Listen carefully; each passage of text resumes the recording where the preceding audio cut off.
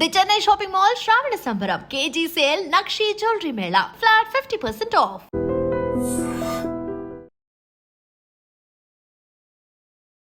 నమస్కారం, welcome to I dream. ధర్మ మార్గం విత్ విజిత కార్యక్రమానికి స్వాగతం.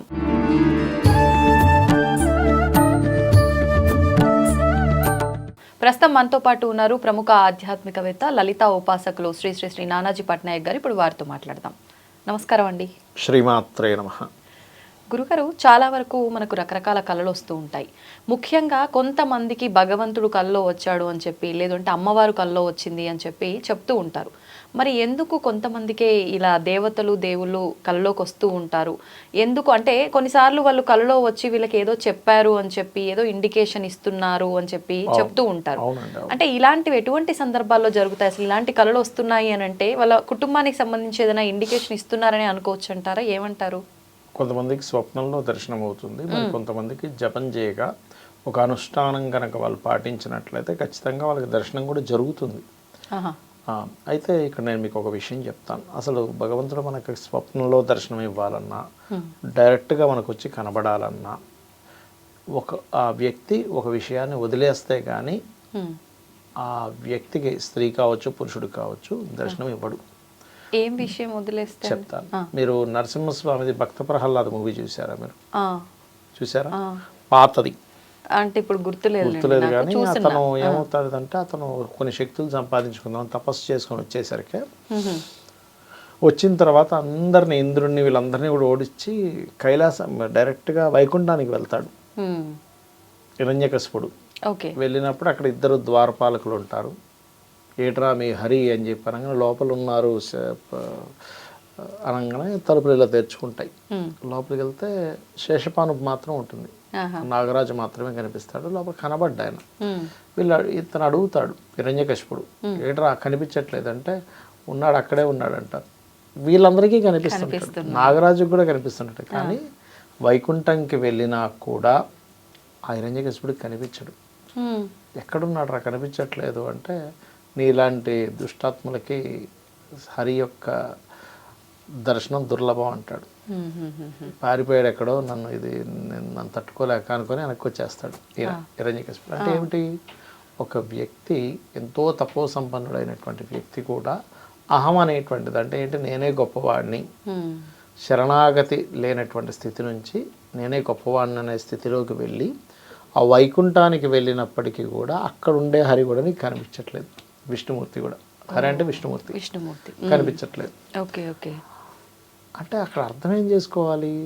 నేను చాలా గొప్పవాడిని, నేనే మొత్తం చేసుకుంటున్నాను, నా అంత గొప్పవాడు ఇంకోటి లేడని మీకు ఎప్పుడైతే అనిపించిందో, ఆ క్రెడిట్స్ అన్ని ఎవరికి వాళ్ళు తీసుకున్నప్పుడు ఇలాంటివి జరగబడ్డు. అంటే ఆయన లేదే ఏమీ లేదు, ప్రతిదీ నీవే అనుకున్నప్పుడు దర్శనం ఇస్తాడు అనుకోవచ్చా? అంతే కదా. ప్రతిదీ కూడా నువ్వే నడిపిస్తున్నావు అనే భావన చేసినప్పుడు అప్పుడు భగవంతుడు పక్క నుండి ప్రతిదీ నడిపిస్తాడు. ఆ సమయాల్లో స్వప్న రూపంలో ఒక్కొక్క దేవతా స్వరూపము స్వప్నంలోకి వచ్చినప్పుడు ఒక్కొక్క ఇండికేషన్ చెప్పారు స్వప్న శాస్త్రంలో. ఇప్పుడు మనం ఏదైనా కొన్ని ఆటంకాలు జరుగుతున్నాయని బాధపడుతున్నాం, అప్పుడు గణపతి కనుక దర్శనం ఇచ్చాడు అంటే ఖచ్చితంగా మీకు ఆ రోజు నుంచి ఏదైతే ఆటంకాలు ఉన్నాయో 100% తొలగిపోతుంది. అలాగే విష్ణువు స్వప్నంలోకి వచ్చారంటే నీ సమయం మంచి టైం స్టార్ట్ అయిన అర్థం. విష్ణువు కానీ వెంకటేశ్వర స్వామిని కానీ. అలాగే కొంతమందికి శివుడు కల్లోకి వచ్చింది, శివలింగంలో కల్లోకి వచ్చింది అంటూ ఉంటారు. దాని అర్థం ఏంటంటే, మీకు ఏవైతే ఇప్పుడు చూడండి, వాళ్ళకి ఐశ్వర్యం లేదు, లేకపోతే ఒక వంశాభివృద్ధి లేదు, ఈ వంశాభివృద్ధికి పితృదేవతలు కూడా కల్లోకి వస్తారు. ఇలాంటివన్నిటికీ కూడా, అంటే మనకి ఇంకా కంప్లీట్నెస్ లేదు, నా లైఫ్ ఏంటో ఇలా ఉంది అనుకుంటాను చూసారా, శివానుగ్రహం కనుక కలిగిందంటే అటువంటి వస్తుంది అర్థం. అయితే స్వప్నంలోకి ఎవరెవరికి వస్తుంది అంటే, ఒకటి వాళ్ళ జన్మజాతకంలో గురుబలం బాగుంటుంది, గురుబలం బాగుండడము, దైవ బలం ఎక్కువగా ఉంటుంది వారికి. ఇంకోటి పూర్వజన్మ వాసనా బలం అంటారు. పూర్వజన్మలో చేసినటువంటి కొన్ని తపస్సు కావచ్చు, లేకపోతే ఏదైనా సాధన చేశాడు, ఒక విద్యను పట్టుకొని సాధన చేశాడు, ఆ వ్యక్తి ఈ జన్మలో కూడా సాధన చేసినప్పుడు చాలా ఫాస్ట్గా, అంటే ఏదైనా ఒక దేవత తీసుకున్నాం, ఉదాహరణకి మాతంగి అమ్మవారితో, లేకపోతే కాళికాదేవితో, లక్ష్మీదేవితో ఏదో తీసుకున్నాం, జపం చేస్తూనే ఉంటారు. కొన్ని రోజులకి స్వప్నంలో దర్శనాలు జరుగుతూ ఉంటాయి వాళ్ళకి. Okay okay. అలా జరుగుతూ ఉంటుంది. మీరు ఇలా కూర్చొని కనుక జపం చేస్తూ ఇక్కడ దృష్టి పెట్టి కనుక ఇంకేమీ మీకు వినపడకుండా ఎంతసేపు దాని మీదే కాన్సన్ట్రేషన్ చేస్తే ఇక్కడ నుంచి ఒక తెల్లటి ఆకారం ఇలా విచ్చుకున్నట్టే అక్కడ దర్శనం కనిపిస్తుంది. ఇప్పుడు అంటే మనం భగవంతుళ్ళు అమ్మవారు పలానా శివుడు విష్ణువు అని అంటే ఒక రూపంకి మనం ఇది అని చెప్పి ఫిక్స్ అయిపోయి ఉన్నాం. అంటే కల్లో వచ్చినప్పుడు కూడా మనకు ఇలా దర్శనం అయినప్పుడు కూడా అదే రూపంలో వస్తారా? అలాగే వస్తారు. కొన్నిసార్లు ఏంటంటే పెద్ద ముత్తైదువులా కూడా వస్తారు. అంటే అమ్మవారు వీళ్ళు తట్టుకోలేరు ఈ రూపాన్ని చూసి అని అనుకున్నప్పుడు ఒక స్త్రీ రూపంలో.